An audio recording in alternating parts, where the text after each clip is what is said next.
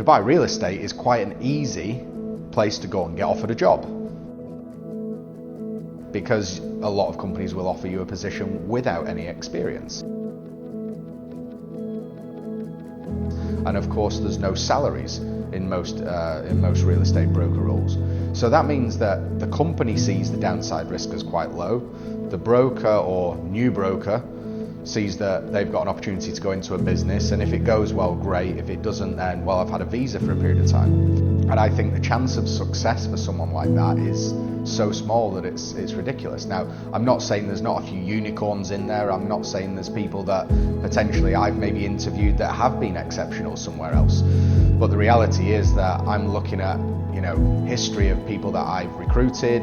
I'm looking for traits of what people have done, how they're engaging with me. When I ask them challenging questions, how do they respond to those? And I think now more than ever, one of the big benefits that we have with a lot of redundancies from quite a selfish point of view is that, we've got a lot of exceptionally good people in the market.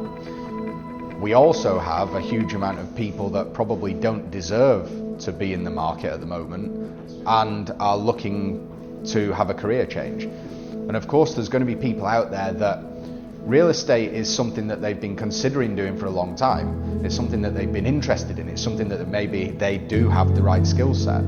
But at the end of the day, this has now forced them into doing it. If you worked with a company, let's say you were working with Emirates Airlines and you've been very interested in being a real estate consultant for many years, but now you're unemployed.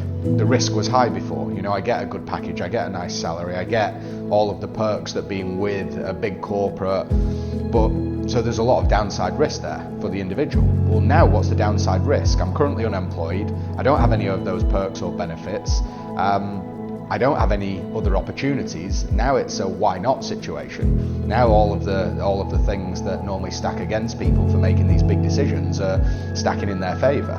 So those people are going to be successful more than likely. They already had that desire, they already had that skill set, they already had that reason to go and do it, but quite often people were too scared.